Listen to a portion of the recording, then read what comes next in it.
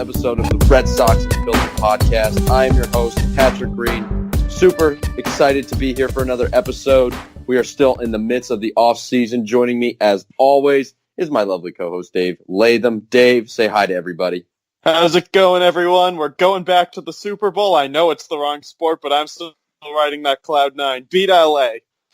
I'm happy, Dave, for you with your Patriots. And we also have another Patriots fan on the line. He's going to be a special guest today. He also writes for RedSoxUnfiltered.com. He's an awesome writer. Go check him out on Twitter. He's going to drop his handle after I introduce him. But Danny Barletta. Danny, say hi. Hi, everyone. My Twitter is at dbars_12, DBARS_12. But yeah, no, go Pats. As going back to the Super Bowl again, TB12 is the GOAT. Don't tell me otherwise. He is the GOAT, and I will admit that. I also have to introduce our other lovely co-host who is here all the time, Chris Drosehn. Are you a Patriots fan? Like, could I have introduced you as a Pats fan, or are you not really have an allegiance in football? I don't really. What's your deal? I like sort of pay attention to football, but if you had to put me somewhere, it's with Patriots, I guess. Okay. If you want to put me somewhere, you need to put me somewhere. I don't need enough. to. I think it's important to put me somewhere. See, yeah, Danny and Dave both write about the Patriots, if I'm correct, right? That's you correct. Guys both have that side hustle. Red Sox Unfiltered, obviously number one, and then Patriots, a nice hobby there. And then, definitely, yeah. Don't flatter yourself. Okay, but we're gonna get into baseball here.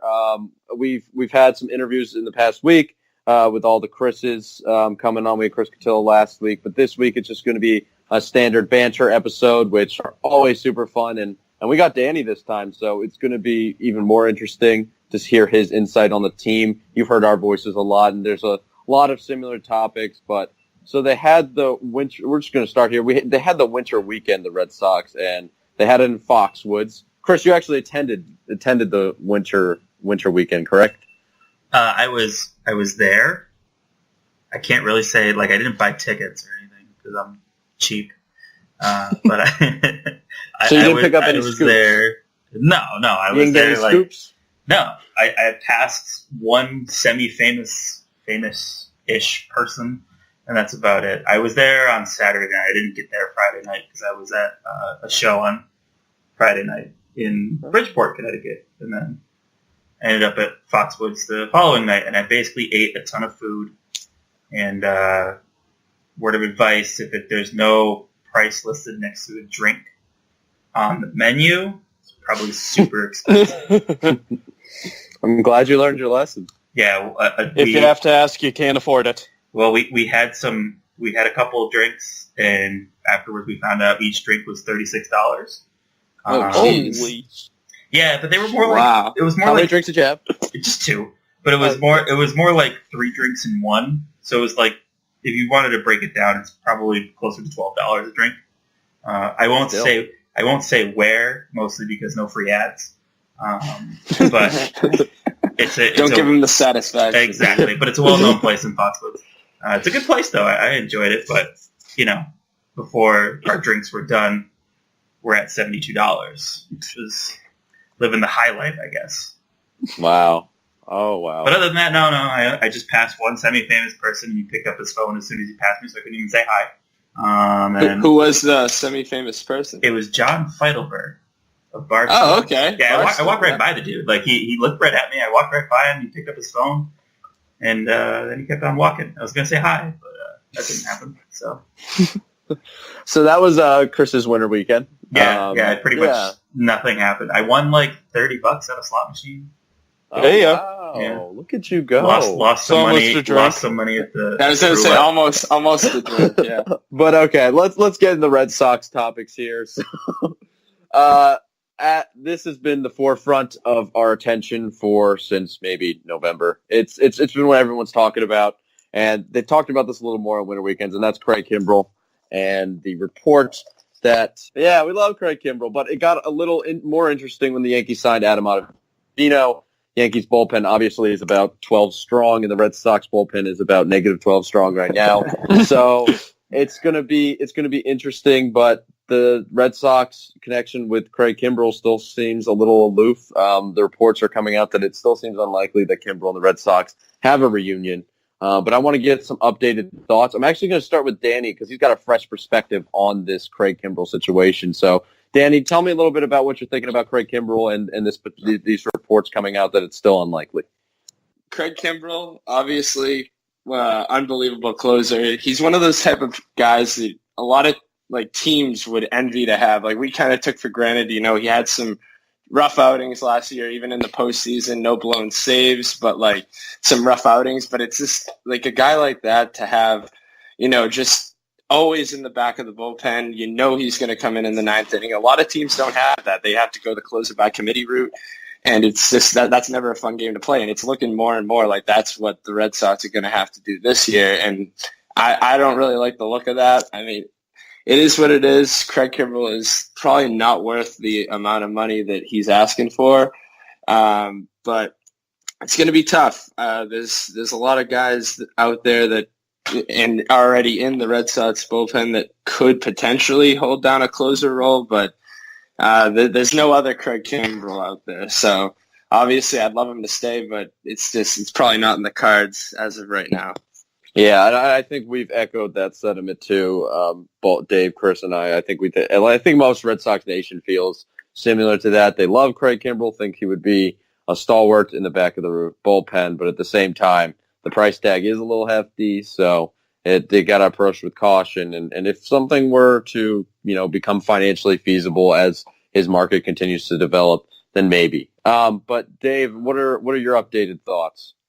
Yeah, so my updated thoughts, going into the offseason, I was all for saying, thanks, Craig, it was a great 3 years, but best of luck at the next stop. But then literally everyone else got signed, and I don't know why the Red Sox didn't make a play for some of those other names, like David Robertson. That was a fantastic deal. If you gave him the exact same money to come to Boston, I would have loved that, but he went to Philly. Ottavino, there's a lot of guys out there that you could have given contracts and would have been affordable. Now it almost feels like Kimbrel or bust because there's no one else on the market who's really that great of an idea. Barnes and Brazier could get the job done, I guess, but they're pretty underwhelming for the top two options. Durbin Feltman's still a year or at least half a season away, I'd think. He hasn't even pitched in Double-A yet. Travis Lincoln's has a lot of promise, but again, never pitched in the majors. You don't want to immediately throw him into the closer role. So, I feel like we almost backed ourselves into a corner where it's either going to be just not having a plan at all or just hoping Kimbrel's price keeps going lower and lower. So I really don't understand the battle plan here. Hopefully there's a light at the end of the tunnel, but I'm not seeing it. Yeah, no, I agree with that too. What about Chris? Chris, do you have any thoughts on the Craig Kimbrel saga? I have no thoughts on Craig Kimbrel because I'm tired of Craig Kimbrel. Will you just sign already, dude? We've only talked about this for 8 straight weeks now, Chris. Exactly. You must have something new to say. The only thing new I have to say is that it seems like there is no market for him. It's like the same thing with Harper. You don't hear anything. And that's frustrating. The only thing I've heard recently is Bob Nightingale being like, hey, the Phillies want to sign Harper, Keuchel, and Kimbrel. Thanks. So realistically right now it's the Phillies and the Red Sox, but I don't think there was also a report that the Red Sox have an offer out or a couple offers out for a lower dollar amount to a couple of relievers. I've heard that one as well. I'm just tired of the Craig Kimbrel saga. I just kind of want him to sign. Unfortunately, I'd love to have him back, but I just think financially it doesn't make any sense. And I'm still on that boat. So. Yep. So that'll do it for the Craig Kimbrel, talk. We do this every week, but yeah, definitely an interesting update. Definitely an element here with Adam Ottavino coming into the fold. I don't know if that changes much, but still it is a little more concerning as you see this Yankee bullpen get mightier and mightier. Not to suggest that the Red Sox have become a step below the Yankees. The two teams are still very comparable, and obviously the Red Sox are still bringing back most of their World Series team that won 108 games. So not a lot of worry there, but it's interesting. I do want to ask you guys though, with the Red Sox relative inactivity this offseason, And we're on January 19th. So, I mean, a sizable chunk of we'll have like late February when people will report. But I want to know what you guys have thought about the offseason as a whole. Do you think the Red Sox are doing a good job, or what are your thoughts on that? So I'm actually going to start with David this time. Dave, what do you think about this offseason? Well, they got the most important done, which was re-sign Nathan Eovaldi and make sure that nobody goes to arbitration and you get all the young guys happy and give them the money they deserve. Those were the two biggest things for me. I would like to see another bullpen arm added because the only guy like on the roster now that wasn't there for the World Series run is Colton Brewer, which that's not the most exciting thing in the world. But like you said, Pat, this team won 108 games a year ago. It's built really well as it is, and if you could get a more cost-effective closer, great. But right now it's not looking like we have that option. I'm as big a Brazier guy anyone. So I wish we had another bullpen arm, but aside from that, I love everything we've done. You've got a formula that works. Don't mess with it. Yep. What about you, Danny? What have your thoughts been on this off season for the Red Sox? Yeah, well, as far as the Red Sox go, I mean, I can't really complain. Like David said, you know, if it ain't broke, don't fix it. Like the team just won a World Series, and almost like everybody's coming back. Obviously, you know, Joe Kelly and Craig Kimbrel, the two, you know, most used relievers, are not going to be back, and those innings you're going to have to replace somehow. But other than that, yeah, I thought re-signing Eovaldi was great. I thought re-signing Steve Pearce was great. But yeah, overall, I think Mookie got the money he deserved. I think he's going to be making a lot more, you know, as soon as his rookie contract's up and he actually goes to, hopefully he doesn't have to go to free agency, but yeah, hopefully we just give him that extension. But yeah, no, I think he's making the money he deserves. So for the Red Sox, I think it's been pretty good. Overall, though, the MLB offseason has just been really, I expected, you know, within a month or at least, or maybe by the beginning of January, like both Harper and Machado, or at least one of them was going to be signed for like $300-400 million, and now they're still both out there. So I don't know whether that money's going to go down or they're just asking too much. Like this is the second year in a row that the free agent market has been very underwhelming. Other than that Patrick Corbin 6-year deal, I can't really think of another like unbelievable, like, oh wow, that's a huge money contract. So overall, MLB offseason, pick it up. Like it's getting boring. No, I totally agree with that because it's weird. They start off the offseason with like essentially the Patrick Corbin deal, which was for huge money, more than some people expected him to get. And then it kind of set a tone. Everyone was like, oh, okay, this is not going to be like last free agent. See, this is going to be better. They're going to get paid. Machado and Harper are going to get mega deals. Middle class is going to be not affected. But that's been the opposite of what we've seen. And a lot of the big free agents still haven't signed, like Keuchel, Kimbrel, too. So there's still a lot of guys who are trickling into January and probably into February. And look, we know that Manny Machado got that underwhelming offer from the White Sox. Like that's ridiculously low to like these prophecies of $300-400 million that we expected him from. But yeah, right. Chris, the reason I'm asking this question about the Red Sox offseason in general is because I think I actually saw a tweet from your account at Gopher the Topher or Topher the Gopher. You said something about that you were disappointed in the lack of activity from the Red Sox. Is that correct, or am I seeing this on someone else's Twitter account? I mean, it was probably me because I hate the fact that they won 108 games and they're like, you know what? We're going to bring the same exact team back minus 2 guys. That's not productive. I just feel like they could have done something. I mean, mostly mine. I think I found the tweet that you're looking at, and I said the MLB offseason needs to get more exciting. I propose contests between GMs instead of contract negotiations for signing players. Is that what you were referring to? Yeah, that is exactly what I was referring to. Yeah, I would totally love to see gladiator combat between GMs for the rights for Harper or whatever, and just set their salary at whatever. that would be fun. That'd be entertaining. That'd be fun, right? It keeps the off season moving. No, but in all seriousness, I don't like when a team wins and then is like, we're just gonna sit here and bring the same team back. It kind of makes me think 2016 into 2017 for the Red Sox. They're like, let's just bring the whole band back together. And That team added Chris Sale. Oh, that's true. That is true. You're And true, lost but Ortiz. that's a also lot a of team transition. that got eliminated from the playoffs the first round. That's what and I'm they're saying. We're gonna, yeah, but we just won the World Series.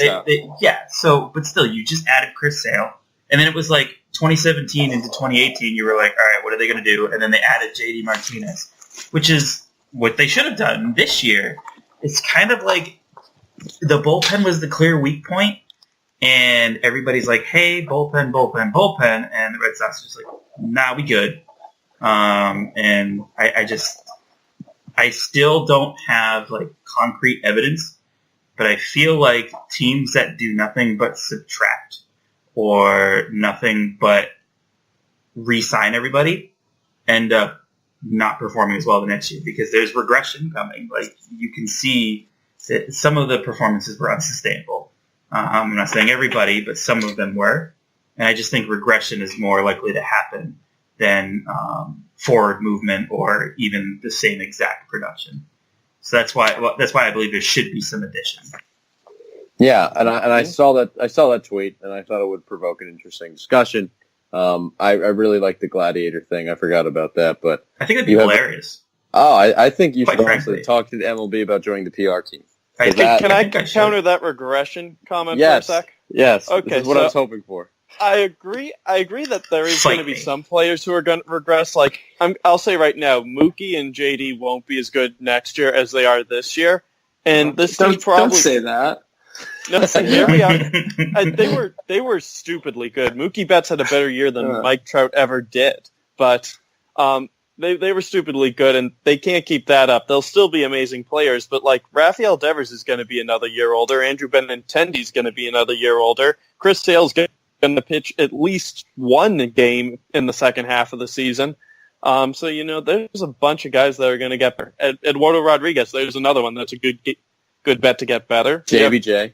Yeah, JBJ. I feel like Eduardo Rodriguez is going to become the new Clay Buchholz. Don't say that. Why would you say that, Chris? In the pit of my stomach, every time the dude is going good, he gets hurt. Well, see, now here's the thing. 2016, 2017, absolutely. 2018, he got KO'd in a collision. That was a freak thing. That's not like a systemic injury. Isn't the kind of stuff other that would stuff. happen to Buchholz at times, too? I feel like he had a couple of those weird injuries, too. He pulled a hamstring running to first and missed 3 months. Exactly. That's because he just doesn't stretch. It's different.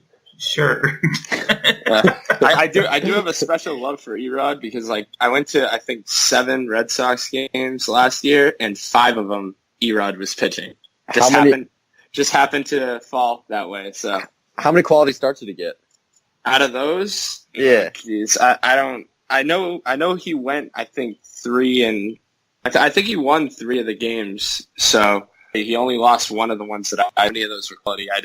He had the 4th of July game, and I know he pitched pretty well in that game. But the other ones, he's just tough to watch because he takes forever on the mound. That game between him and Masahiro Tanaka was the worst game to watch of all time because you had 2 guys that just can't get the ball out of their hand slower. It was rough. No, but. I think it's kind of like that game. Yeah, right. Yeah. Jeez, that's awful.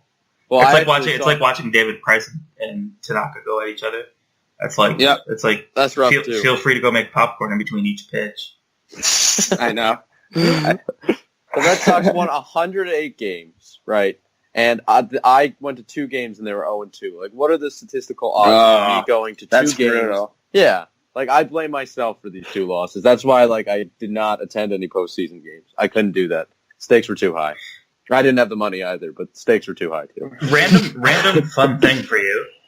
Can Fun. you name, without Googling it, the top 4, and we'll go top 5 guys for home runs on the Red Sox?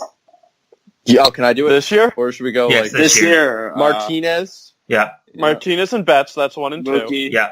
Devers coming in 3rd. Give me Devers. Devers at 3. Bogarts is 4. and no, Mitch Bogarts. Moreland. Benintendi. No, Benintendi stopped hitting So, home runs in the second half. But he still might be 5. Bogarts, He might. Bogarts was Bogarts 3rd. Okay, 3rd. I'll take Devers that. was 4th. And Benintendi was 5th. Yes, Okay, give me now- Benny. So I'm I'm thinking- thinking, yeah. I'm thinking Give me what Benny Dave Benny. said about I'm looking at Devers' stats. He didn't have, it wasn't a god-awful year. Oh, do not get me started, okay? Do not unleash the Raphael Devers fury built up within me. I'm not saying it was a good year. I'm just saying it wasn't a terrible year, just by looking at his stats. The stats alone don't show, because I'm pretty sure every game he hit one home run, he hit two. So he struck out entirely too much. It got better in the second half, though. Look at his second half splits. Yeah, I'm not looking at that. I'm just looking at the whole season. Oh, can you name the top 3 guys in strikeouts? Batting-wise? Raphael Devers 3 times. Martinez. Martinez, because he probably got the most plate appearances. Yeah. That and he did not get the most plate appearances. Oh, I mean, besides, Betts was number 1, but he was up there. So Martinez... Betts was not a number 1 either. No, but Betts was number 1 in plate appearances. No, he wasn't. Benintendi was number 1? Benintendi was number 1. Yeah, because Mookie missed like a few weeks there. Yeah, he did. This is a fun game. We should have played this game a while ago. Okay. I'm putting in my 3: JD, Devers, and Jackie Bradley Jr.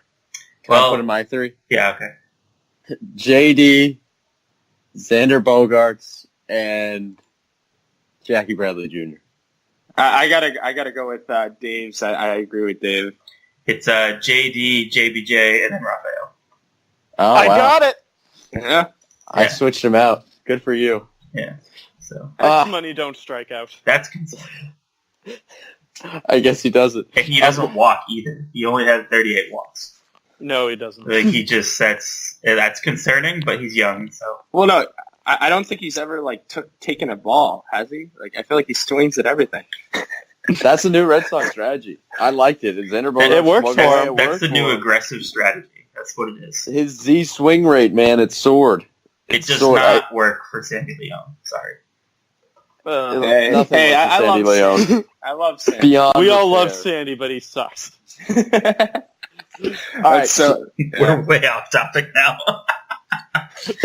What was the topic? I don't even So remember. we're going to get back on track here. It was the offseason. It was, what do you think of the Red Sox offseason? So it was abstract. So I knew it was going to lead to this pigeonhole. But let's talk about Chris Sale for a second, because this also came out during the winter weekend. So Chris Sale was asked about how he felt. Obviously, he was ailing a little bit in the postseason second half.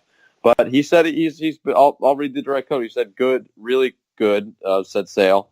He's been working out at JetBlue the entire offseason, going up there 4 or 5 days a week in training, so we have a good setup going. That was his quote. So that sounds good. He also said he would be open to extension talks if the Red Sox called him, but nothing has surfaced to this point. What do we think about Chris Sale being healthy, and what do we think about the Red Sox potentially in these extension talks? Because that's a little enticing. I'm going to start with you, Chris, because I never start with you. So, Chris, you go ahead. Caught me off guard there. I was like, I've got a minute here. He's used to 2 minutes of Googling and research, but I'm not going to give it to him. Yeah, this is rude. So Chris Sale, I have to believe that he believes he's healthy. It was probably more of a case of breaking down and whatnot that's in. It's probably just a little worse last year. So I'm believing that he's healthy going into the season. I find it interesting that they have not engaged him with extension talks. Which kind of signals to me that they may just say, see you later after this year. And I'm not, as I think Dave pointed out at one point. I did, and you guys got mad at me for it. Yeah, so I remember. Yeah, but then as you talked, I was like, oh yeah, that makes sense. So I think I just don't see where he fits in the puzzle. Okay, that's fair. I mean, it's Chris Sale. He's a warrior. Go out there if he has a broken arm, if it's up to him. So, him saying, I feel good, I feel great, could be a lot of BS. I don't think that's the case. I think he'll be fine in April, but who's going to say he's going to be fine in August? So, I don't know. I love Chris Sale. Definitely one of my all-time favorite. He's climbed the list of all-time favorite Red Sox pitchers. He's just that guy that he doesn't care. He's going to go out there. He's going to give you everything he can. And even if he's hurt, he's going to try to go out there. Last year, it seemed like the team was the one that was like, we're not going to let him pitch. So it is what it is. I I mean, I think he'll be fine at the beginning of the season, and I have a feeling sometime in August it's going to be like, oh, he's on the DL for shoulder inflammation or elbows or whatever his usual like end of season fatigue. But yeah, no, I would definitely be open to. Obviously, I'd love to have him back, but I mean, it doesn't really make sense if you're just going to get 4 good months out of him every year. So. Yeah, I want to go back to your Chris Sale being the tough warrior. I will say that Chris Sale is the second toughest Red Sox warrior on this team. Eduardo Nunez has got to be first. Oh, that yeah. guy, Oh, yeah. yeah. Okay. Yeah. I can't argue with that. I think it was Game 4 of the World Series. He spent more time on the ground than he did standing up. And so Eduardo Nunez he could go out with every bone in his body just completely broken, and he'd find a way. He would find a way. But Chris laughing Sale the entire time. No, he shows the agony. Like, he's in pain, but he keeps it going. Yeah. Somehow. He's unstoppable even when he very should stop. What about you, Dave? What are your thoughts on these Chris Sale rumors circulating? So I'm happy to hear that Chris Sale says he's healthy. He wouldn't be even able to lie about it if he had surgery or any sort of procedure on it like this short. So it is something that I guess rest and relaxation did fix. So hallelujah about that. But in terms of signing him to an extension, I'd rather not do that because we're living in a world where Nathan Eovaldi gets $17 million a year. So Chris Sale's not going to come cheap. So you got to think you're investing in a guy who's going to be, on the wrong side of 30, who's basically like, he looks like he's a whole 105 pounds soaking wet. He's shown an inability to go deep into seasons. He starts to wear down. That's not going to get better with age. And I just keep going back to at the beginning of last year, Sale's stuff wasn't as good out of the gate, and they were talking about like he changed his grip with his slider, and the Red Sox were worried about that grip put a little more strain on his arm than they'd like. And he went back to his old grip, and that's when he started getting amazing, and then lo and behold, shoulder inflammation. So, I mean, I love Chris Sale. He's been a godsend for us. I'd do that Kopech and Moncada trade every day of the week. But you need to know when it's time to let guys go. And I think you don't want to pay Chris Sale for past accomplishments. And I think 2019 is the last year for Chris Sale in the Red Sox uniform. Yeah, I remember we did talk about this. I think it was beginning of the offseason. And it was a very hot take. And I came out of the gate scorching. Yeah. Day one of the offseason, he came out with the firest take. And, free agency wasn't even declared. But I had a Drew Pomeranz take, too. That was pretty good. Go check out that episode. We agreed with you. Chris Sale, I think I kind of had to think about it, and I became more receptive. Like, I don't think they should extend him. I would rather extend position players than pitchers who are inherently more volatile and injury prone. But my argument was I just didn't think the Red Sox would not extend him just because he's Chris Sale. That was my argument, and I still don't know if it's relevant or true, but time will tell. But yeah, Chris Sale, in terms of is he going to be healthy, obviously it's a good sign that he's saying as such. You take that with a grain of salt because it is a player saying they're healthy, and obviously they're going to most likely put up a front, and sometimes they do that. In terms of the extension talks, which are more interesting, this would be if the Red Sox got him on the phone, which I'm not sure if they will. He's going to make a lot of money, obviously, and they're going to have these talks with Xander Bogaerts too, who both of them are free agents 2019, and Mookie Betts. They just came out with a report that I think Tom Werner said he would love to have Mookie Betts in a Red Sox uniform for life, and I think that's something we can all get behind. We may be torn on Xander Bogaerts and Chris Sale, long-term extension, but Mookie Betts, I think everyone in the Boston area, New England area would love that. But, yeah. So, moving from Chris Sale here, let's talk about some relievers because the Red Sox could, I guess, use one. Craig Kimbrel, if he doesn't come back, we just talked about that. Boston seemingly has some offers on the table or some people in the mind for lower-end deals.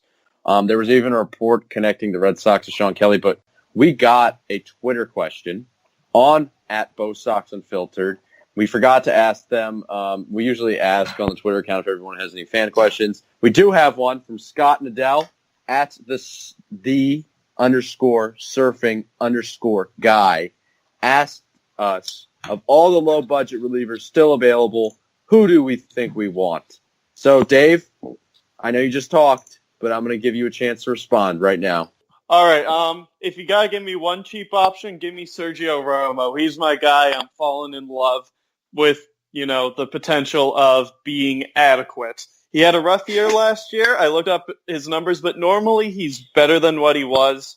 I think there's still something pretty good in there. I'm familiar with him from his time with the Rays, but he's not going to be like Craig Kimbrel. If we sign him and say, there's our closer, and Dombrowski's like, problem solved, bullpen fixed. No, but, he's a decent arm. He can do the job, I feel, is like another serviceable, if we have to do closer by committee, he could be a serviceable part of said committee, I feel. Yeah, I even saw on the Red Sox Unfiltered page you said something like, hold up, I'm falling in love with Sergio Romo. So I'm glad that you got to talk about him. Danny, what about you? What are you in terms of lower end relievers, alternatives to Craig Kimbrel? Yeah, I do like Ellie. But I actually have three other guys that I think could be equally, to that. And the first guy's Brad Boxberger. Spent last year with the Arizona Diamondbacks. Does have some experience closing, so that's a big key. And he's only 30, so he's definitely he's on the younger end. And and as far as he goes, I think he had a pretty decent year last year. Had not a great second half, and that's why his ERA is up over 4 for the year.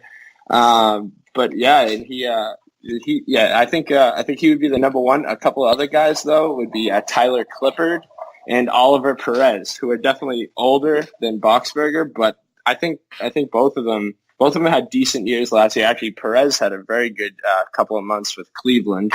So I think, any of those three guys, and Tyler Clippard, obviously we know very well for his time with Toronto and the Yankees. He's an AL East guy. So I think any of those three could fill in any of those roles, 7th, 8th, even 9th inning roles. So Boxberger, Clippard, Perez. Yeah, those are some interesting names, and I honestly even forgot that Oliver Perez was a free agent.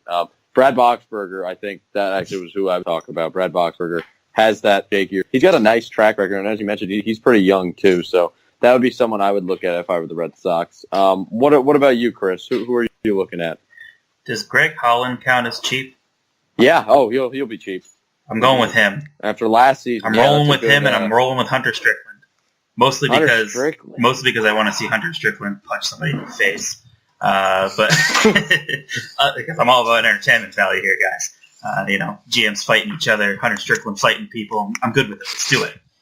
But okay. Greg Holland, I attribute what happened in St. Louis to no spring training. He signed really late.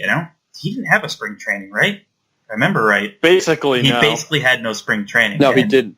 And with St. Louis, he was garbage, but he went over to Washington. He pitched in 24 games, hit a 0.84 ERA, 21 innings, 25 strikeouts, 2.97 FIP, 0.891 WHIP. So I like those stats. I like how they look. So, yeah, Chris, that was an interesting thought you brought up. Greg Holland would definitely serve the role as a really good reclamation project. He wouldn't cost much. He's obviously he's carved out a nice reputation for himself with Kansas City. Rough year in St. Louis, but there's still, I think, potential with him. Another guy I'm interested about, kind of a wild card, maybe a little different outside the box, would be Justin Wilson. This is a guy who has been worth, in 3 of his last 4 seasons, over 1 win. He's had very nice peripherals, strikes out a lot of guys. Has a little bit of walk issues coming up lately, but he's pitched over 54 innings in each of his last 5-6 seasons. So that's someone who's really impressive to me. He had a little bit of a down year, and he kind of served more of a loogie role, but he's been platoon neutral for most of his career. So Justin Wilson would be nice, especially getting a left-hander in the Red Sox bullpen. Now, I know they survived without that, and it's not necessarily lefty or righties playing those matchups, and it's more to that. But having another look, having a guy who's had his success and who would come at a really cheap deal, I think Wilson would be a guy that the Red Sox should definitely be interested in. to a 1-2 year low risk contract. But I think all the guys that we've laid out, you can make a very viable case that they would be interesting to get. So there was a little bit of a controversy. Actually, if I've got one more thought on the possible bullpen options. Go for it. Speaking of wild cards, let's get real weird with it. Darwinzon Hernandez, that's an option here. So if the Red Sox just decide, to really go, dollar store method with this and just spend no money at all, they might decide to take Darwinzon Hernandez and just say, you know what, you're not a starter anymore, go to the bullpen. Because his stuff is unbelievable. He has an amazing fastball, great complementary pitches, but his problem is control. He's pitched a little bit in Double-A, and I think he only had a week up there, so he's going to start the season in Portland. And if they just decide that, this kid's never going to have the control for a starting role, they might just say, hey, go on up to the bullpen, because right now he'd probably be a major league bullpen arm. There'd be an adjustment period, but he has the stuff to do it. And his ceiling is a closer if he ends up being a bullpen guy. Personally, I hope they stick with him in the rotation for at least a little bit longer, but you never know. So if they really feel like going that route, if they don't think Hernandez has a future in the rotation, I could see them turning to him for a bullpen role pretty early in the season. Yeah. And actually, one other guy that's similar to Greg Holland, just like a former dominant closer that I think could make his way into the Red Sox bullpen is John Axford. You guys remember him? 36. So he's gonna come really cheap. Hasn't had a good season. Who knows? He's due.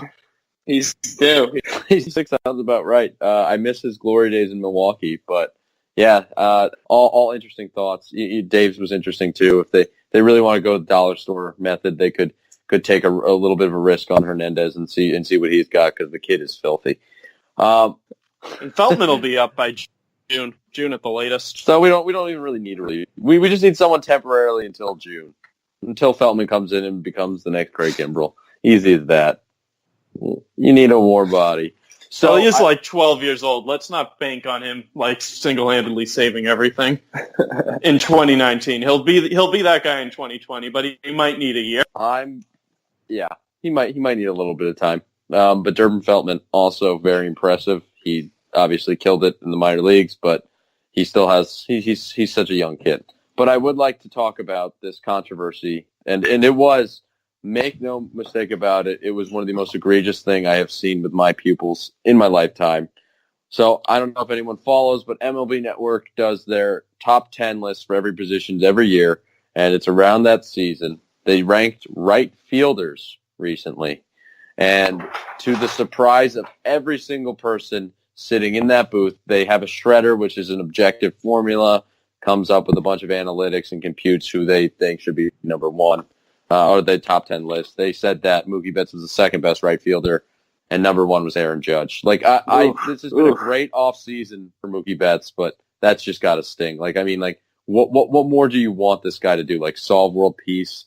Mookie Betts obviously is the best right fielder in the league. In my mind, it's not even a question. But I'm curious to field your guys' thoughts. If you can make a case that it changed my mind. Mookie Betts is not the best right fielder in baseball, and Aaron Judge is better than him. Does anybody want to try to change my mind?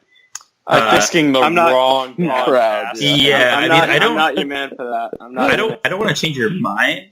The only thing I do want to mention is that it depends on how much you think JD Martinez affected Betts, and if you pull JD Martinez out and he doesn't exist, does Betts become more of the 2017 version all the time?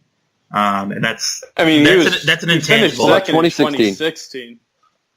What? 2016, he was a monster with the bat. David Ortiz was there. So what I'm saying is he a guy, or is you feel me? You probably don't feel me. I understand that. I don't think it's hard true. To attribute. I feel like it's hard to attribute someone's skill on another player's skill or perceived intangibles. Exactly. I feel like that's intangibles you can't measure. It's hard to quantify. Yeah. With Mookie, it's like swinging like that. It's a once you learn it, it's there sort of thing. Like if you're saying, is JD Martinez the greatest hitting coach of all time? Maybe, but Mookie knows how to swing now, so I think if you remove JD Martinez this very instant, Mookie would still be the same guy. Didn't JD say he wanted to rework his deal, to get rid of the whole opt-out thing? I don't know. He'd also I want remember an extra. that. He'd probably also want an extra like $5 to $10 million a year to do that. Which, yeah, I'd take that deal too. Like, Yeah. I mean, the Red Sox are going to have a lot of interesting decisions, obviously. And But Definitely. my feeble attempt at changing your mind is that one thing. Other than that, they're just stupid. Yeah. I just can't believe, like, Brian Kenny, love the guy, but he was kind of trying to justify where he could see Aaron Judge ahead of him. And I think Cliff Floyd, I actually don't remember who the other person on the show who was the host, he was like, no, I don't understand this. This is ridiculous. Mookie Betts is obviously better. What the hell? See, I think some people just go for shock part of it, value. too.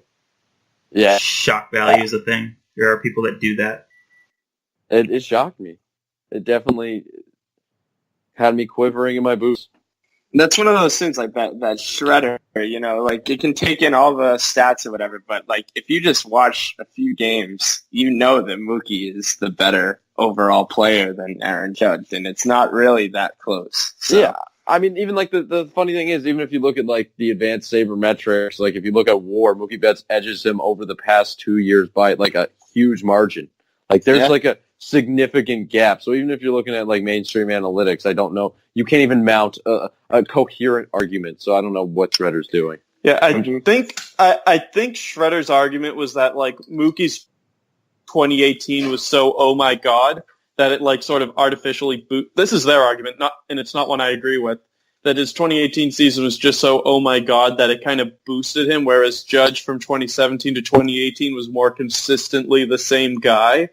And like his WAR was affected a bit because he missed 6 weeks with the wrist injury. But if you look at like his raw numbers, like he was I guess his improvement was more gradual and more sustainable is the argument, which I disagree with. But you know, whatever. I think that shredder needs to get shredded and just get a new one. You know. Yeah. Do you think that there's a shredder that shreds shredders? Yeah. They need to make one. They need to make one. I have one every week, and every week I use it to shred our script before the show. And we don't have a script. Screw it. We don't have a script. But yeah, Mookie Betts was even worth 5 wins last year, even though he was 106 WRC plus and was more average offensively. I mean, the dude is a defensive wizard, base running wizard. Like this guy's the best right fielder in baseball. That's the end to the argument. But I do want to talk about the talks that Tom Werner said he potentially wanted him for life. That Mookie Betts could be here for life.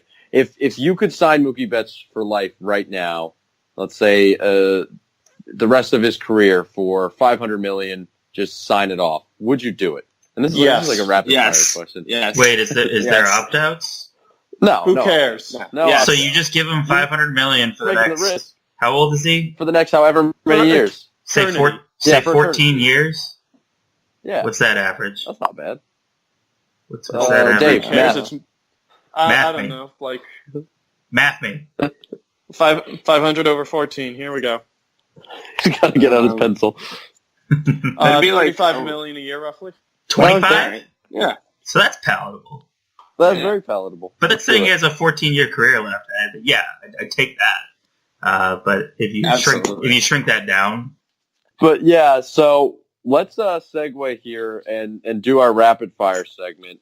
Chris is in charge of this awesome game we play when we don't have an interview. So let's do this. Chris, you're gonna probably have to explain the rules to the audience, and also Danny, who's never played this game before. So take it away, my friend. I have to explain this, I think, every time we do it because we keep having interviews with Chris's. So basically, I changed the name of it, and then I changed it back now, so it's now the Rapid Fire, Red Sox Unfiltered Rapid Fire. Basically, it is a game where I ask questions, and nobody is briefed on these questions except me, obviously. And you have to just answer yes, no, or whatever happens to be. Sometimes there's a list, sometimes it's names, who knows. And it can be anything from, I think one time we talked about what's your favorite pie, all the way to baseball stuff. So that's what we do here. And if you want somebody to explain after all said and done, you just be like, hey, explain that. And you have like 15, 20 seconds to explain it, and we all jump in until you stop explaining. So I feel All like right, I always you got run it. over. You got it all. You got any questions? No. Sweet. All right.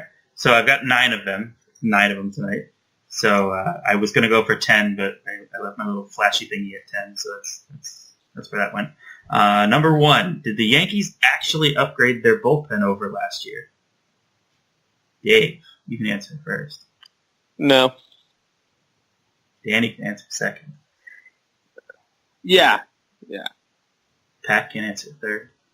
It was lateral, so no. I guess they didn't upgrade. Stayed the same. I'm going with no, and FYI, Danny, this usually ends up having to be the contrarian person having to explain themselves, so you get to explain. I mean, well, I'm trying to think. So I'm trying to think of it all what they did. So they lost Robertson. They got Ottavino. Is there anything else I'm missing? Or No, re-signed everything Britton. else is the same. re-signed Britton. Well, I think Britton for a full season is going to be better Fair than point. that. And Ottavino and Robertson, I guess, are essentially almost a wash. So you get that wash, and I think you just get Britton for a full season. So I guess it's a very. I wasn't thinking it was like a huge, increase. So like marginal upgrade.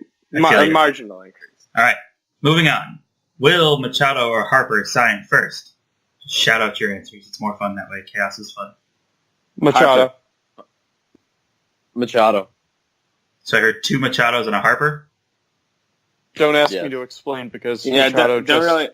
Yeah, mine was more just I've heard more teams linked to Harper, so I'm going with Machado. I think we're even split here, aren't we? No, I think there are 3 Machados, 1 Harper. I have no justification for either side, so I'm going to passively bow out of this one. So now with that said, Dave, I want you to explain. Well, when Chris asked the question, he said Machado or Harper. I heard Machado's name first, so I picked Machado. I thought you picked Harper. Okay, That's a never mind. solid explanation right there. Yeah, All right. that is solid. So who is the mystery team that was reported in the Machado sweepstakes? Cardinals. The Philadelphia Eagles. Whoa. That would be something. What you got, Danny? I don't know. Let's see. Mystery team. I could see him. Who is? Was it? I don't know. It's supposed to be quick, Rapid man. fire. I Shoot out literally a don't team know. name. Just bring out a team. Let's. Baltimore Orioles. That would be good. I'm going with the Texas. I'm going with the Texas If Rangers. If I can put a real answer in, the Rays. That would be good too. Yeah, but I'm going with the Rangers on that one. Okay. Anyone asking for explanations? No? All right, moving on. Would you take frigid cold temperatures and no snow, or a whole heap ton of snow and temperatures around 32 degrees? A whole heap ton of snow and temperature around 32 degrees. Yeah. Frigid. Same. I'd take the frigid cold, no snow. Yeah, why? I'd take the frigid cold, no snow as well. I can just, why? If it's, Why the frigid cold? Well, if it's frigid cold, I can just stay inside. I have access to heat, and I don't have to shovel, so I can just pretend that it's fine outside and live in my nice little apartment, oblivious to the world. But what about when you actually have to go outside? My car's right there. All right, fair enough. What if you want to make snow angels? Why would I ever want to do that? Because you like fun? I don't. See, I didn't know Pat, that. have you always lived in North Carolina? No, I'm from New Jersey. Oh, okay, so you've Well, seen. I mean, I've lived in North Carolina for 11 years, and we get snow. It's just not. No, you don't. frequent. Don't talk to me about it. So we're just lived in New just Jersey. negating your answer because it makes no sense that you answered the Look, question. I'm not used to snow as much as you guys, so like snow sounds fun. No, Sure. it doesn't. It It's isn't. It's not fun. I It spent isn't. spent It's a lie. 2 hours Snow's yesterday not shoveling. fun, but I hate frigid cold I hate when the there's cold. nothing to show for it. So I feel Yeah, you. no, I agree. It's miserable. Danny, I'm with you 100%. I Ride just or hate the die. entire seasonal winter. yeah, Yeah, Me I too. agree. I Me agree. too. Moving on. Would you rather see shifts ban, runner on second in extras, or more dramatic changes? You have to pick one of those 3. Runner on second and extras. I'm actually really down for that. Yeah, I like the runner on second and extras. No. Dave, No. you have to pick like one of the three. Fine. Pitch clock. That's my extreme. You want more dramatic changes, what you mean? Yeah, more dramatic changes, specifically the pitch clock. I feel you. Okay, I'm going with shift span. Boo. Boo. Chris, explain, because you got so many boos. You remember the time that I told you guys I'm an angry old man sometimes? Yes. This is one of those times. That's all I need to Just hit say. the ball the other way. It's not hard. That's not that easy. Just We don't take do it every day. Yeah, well, just if you're able to like make $20 million a year to swing a bat and hit a baseball, one would assume you can make weak contact the other way, make the defense respect the fact that you can do that, which opens up the rest of the field. I feel you. I never understood why more people don't just bunt. Exactly. Yeah. Unwritten rules, don't you know? It's probably specifically the reason. Yeah, but my explanation is I'm just a crotchety old man sometimes. I respect that. Yeah, it's really Can't the fault you only for answer I have. So moving on. Should there be a deadline for free agency in some capacity with MLB? No. No. I'm gonna say yes. I'm going with yes. I guess there kind of is anyway. There Actually, isn't. there really isn't. But So I'm going with yes. yeah, I'm gonna say yes. Staunchly no. Yeah, hard no. Somebody needs to, one of you two needs to explain this. Pat, I'm going to make you explain because you haven't had to explain it again. Cool. Like, if you do that, if you set a cap, then what? They can't sign. That's really going to hurt the player's share of the market. They're going to be forced to take these lower-end deals to play if like, they have this looming deadline. And the difference between the ownership and the player revenue is a pretty big discrepancy. So it would just perpetuate that divide. And the people who are actually playing deserve more of the money than the people who are just watching from their box office seats. There needs to be a salary floor. Yeah, I agree. That would solve a problem. That is 100% true. Retweet. There Yeah. needs to be a salary floor, but I feel like I'm going to counterpoint you real fast. That I feel like a free agency, some sort of deadline, something or other, even move arbitration from not February and January to November. Something needs to change in the off season. It's too slow. Everybody actually gets in a fervor about NFL and NBA because there's like a very small window where people sign. Whereas we're still sitting here in January and the big guys aren't signing yet. That's my thing. That's my angry old man take again. I agree. Remove the luxury tax too. So fun fact about me growing up, I wanted to be a garbage man. Okay. So I'd love to know where this is going. So with the recent cold and the snow in New England, would you rather be a garbage man or a plow guy? Plow guy. Plow guy. That would be That's so not- much fun. Yeah. I'm going to need an explain from you, Chris, for why Garbage Man would ever be on the top of a career to-do list. So it's not like on my career to-do list anymore. It was when I was like 5. So that's, a thing. How long did you have that ambition? Not very long. I used to just make fun of the fact that I was like a garbage man when I would go grocery shopping with my mom and I'd get off the side of the cart. I'd stand on the side of the cart. Old school, they used to have to like stand on the back of the truck. They still do that in Maine. Do They they? do that in North Carolina.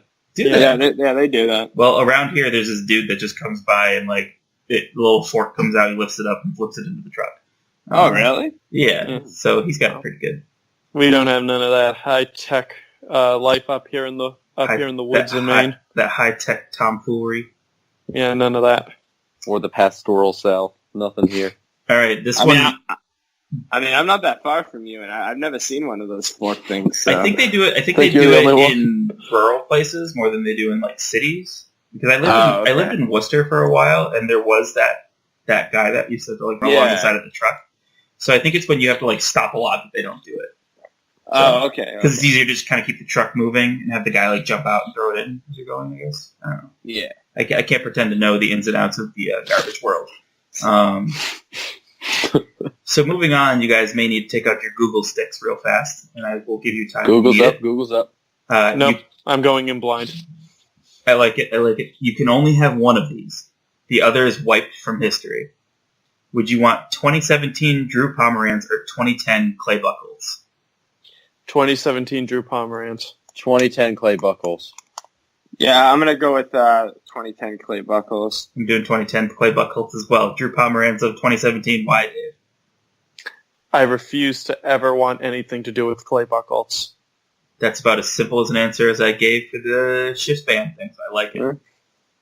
I do like it. I was going to use 2013 Clay Buchholz, but that wasn't a very good call. So, moving on. Thin crust pizza or deep dish? Thin crust. Thin Deep crust. dish. Who Deep said No. deep dish?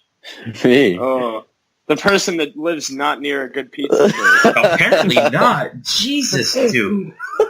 That's disgusting. See, that's I not good. love doing these things because we get like the southern version of stuff, and I knew that it was going to be I was weird. going to say deep dish. Yeah, That's three people give the right answer and Pat answers sometimes. I'm not going Why- to dignify you with an why? explanation. No, you need I'm to not explain to this. dignify you with an We are explanation. not. I'm not.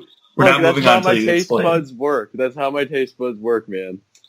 I have had deep dish. I'm not pizza, as my friend. big of a thing. I don't know if I should blame the North Carolina or the New Jersey because they're both equally wrong. That is I would true. say it's a little bit of both. Not a good combination. That's That's all I'm Yeah. going to say. So that's all we have for the unfiltered rapid fire round, sponsored by nobody still.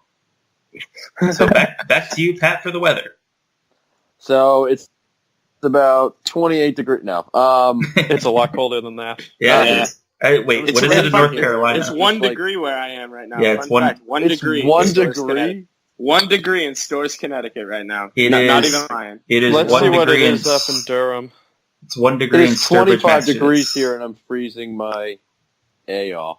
Yeah, 3 degrees. It's going to drop to 1 tonight, and we're going to hit 22 tomorrow. That's neat. Yeah, I know. No, So it's just- these are the it's insane. highs. These are the highs where I live over the next 3 days. It's 1 degree tonight, 23 degrees tomorrow, and 41 degrees on Wednesday.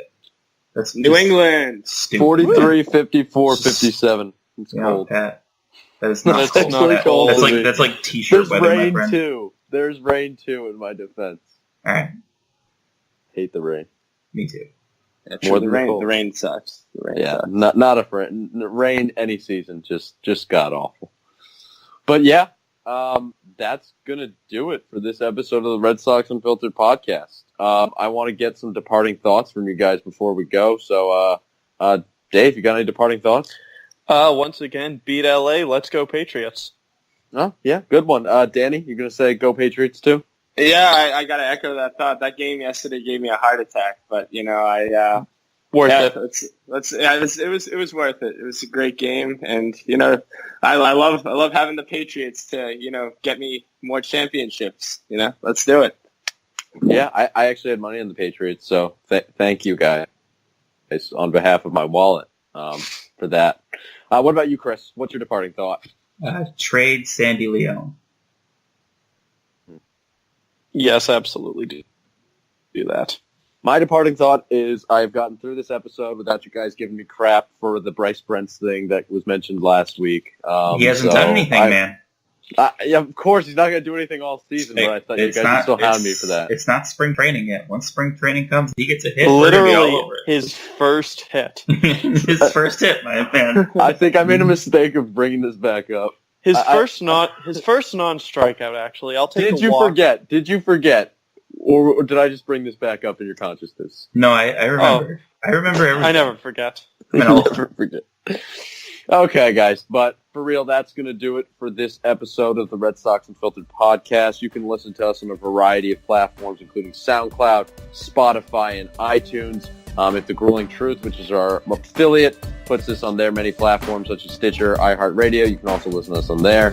Yeah, this is a great 37th episode. Next week, we hopefully should have an interview lined up, so stay tuned for that. I hope you guys enjoyed this episode, and we'll see you next week.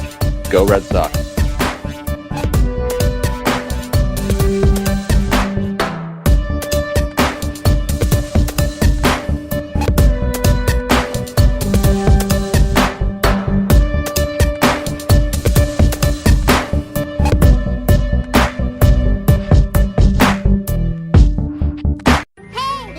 You really need to just do like a blooper reel. I'm gonna create a just like- blooper section.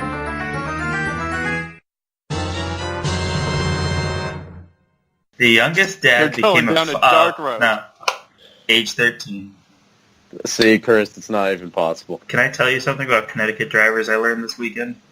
They all suck. They're terrible. They're worse Not than you, Danny. I Massachusetts. bet you're great. Oh, he's probably terrible too. No, Danny, I bet you're great. Don't listen to Chris.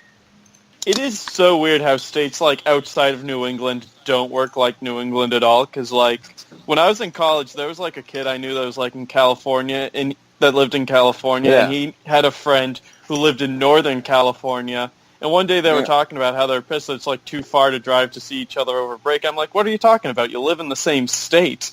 Then I like looked it up on a map, and I'm like, shit, that's a 5-hour drive. Side note here. Side note. Ooh. Who is killing somebody in the background? Yeah, my fiance is putting some pots away. Perfect. Perfect time to be putting pots away. Yeah. Almost as bad as when babies are crying. The pots have gone away, it sounds like. Should I start with the Greg Holland? I've gone hiding in a closet because she needed to be in the bedroom, so I left the bedroom to go to the living room, and then she came out there and decided this is the time to put away stuff, so... So, should I start 9:56 p.m., gotta put the pots away. Very tight schedule. Very tight schedule. Okay. Coming to you live from Vietnam! We're not a long state, but we are a very wide state. Is someone taking a shower? That's what... Not me. No. Wasn't me. Literally just sounded like someone was taking a shower. It did. So, yeah, Danny... Sorry, I'm multitasking.